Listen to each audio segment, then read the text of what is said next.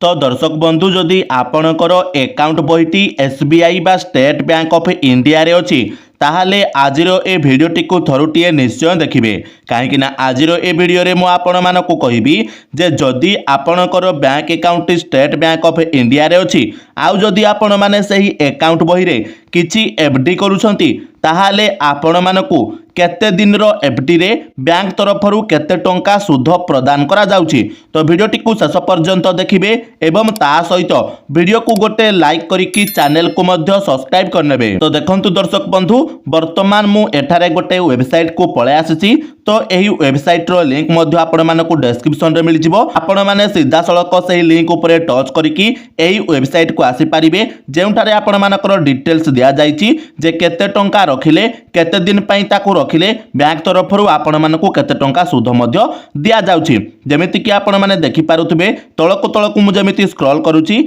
SBI FD rates आपणकर देखंतु below 3 crore अर्थात जदि आपण माने 3 कोटी रु कम टंकार एफडी करूछंती ताहाले आपण मानकु बैंक तरफरु केते टंकार सुध प्रदान करा जाउची तारो डिटेल्ड वर्तमान एठी लेखा जायछि। जेमिति कि देखंतु प्रथम रे जदि आपण माने आपणक बैंक अकाउंट रे 7 दिन रु नै कि 45 दिन भितरे कोनोसी गोटे एफडी करूछंती माने केते भी टंका रखुछंती ताहाले आपण मानकु 3.5% रो सुध प्रदान करा जिवो। आउ से जागा रे जदि आपण सीनियर सिटीजन हेतिबे बा आपणकर बयस 60 वर्ष रु अधिक हेतिबो ताहाले आपण मानकु 4% रो सुध प्रदान करा जिवो। तापरे देखंतु जदि आपण माने आपणक बैंक अकाउंट रे किछि टंका 46 दिन रु नै कि 179 दिन पर्यंत एफडी करूछंती तो मन रखिबे आपण माने मिनिमम 1000 टंका स्टेट बैंक ऑफ इंडिया रे एफडी करि पारिबे एवं मैक्सिमम देखंतु एई थारे आपण माने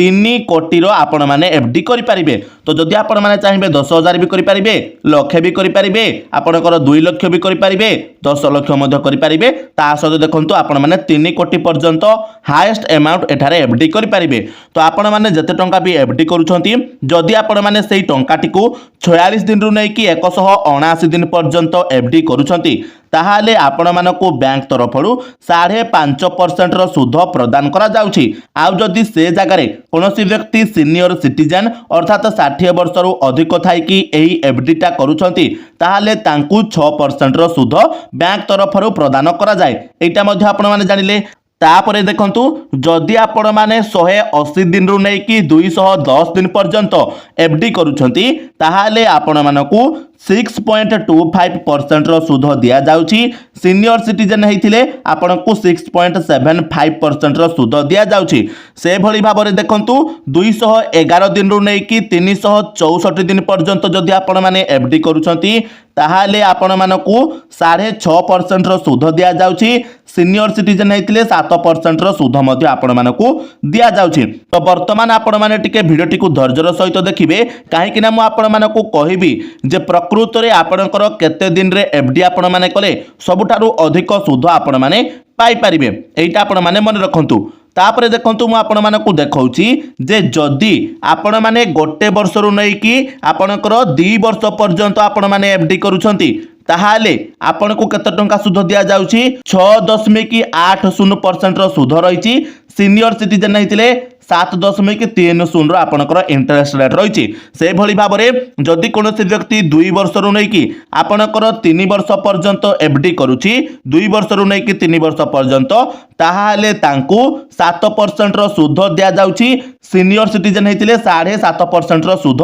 दिया जाउठी। ठीक से भली भाबरे जदि जने व्यक्ति आपणकर 3 वर्ष रु नै कि 5 वर्ष पर्यंत एफडी करूची ताहाले ताकू 6.75% रो इंटरेस्ट रेट दिया जाउची। आउ आपणकर सीनियर सिटीजन हेतिले आपणकर 7.25% रो सुध रहिची। आउ ठीक से भली भाबरे जदि आपण माने 5 वर्ष रु नै कि 10 वर्ष पर्यंत एफडी करूछंती ताहाले आपण मानकु 6.5% रो सुध मिलिबो। आउ सीनियर सिटीजन माने 7.5% रो सुध पाइबे। ठीक से भली भाव में देखंतु आपणकर गोटे स्पेशल स्कीम मध्य कार्यकारी करा जाउची जोटा कि हला 400 दिन पई अमृत कलश योजना स्कीम जोटरे आपण माने जदि 400 दिन पई एफडी करूछंती ताहाले आपण मानकु 7.10% रो सुध मिलिबो सीनियर सिटीजन मानक पई 7.60% रो सुध रहिबो एटा जानिले ता बाद आपनको एसबीआई तरफरु आउ गोटे मध्य स्कीम प्रोवाइड करा जाउची जहा कि आपणकर रहिची 444 दिन पई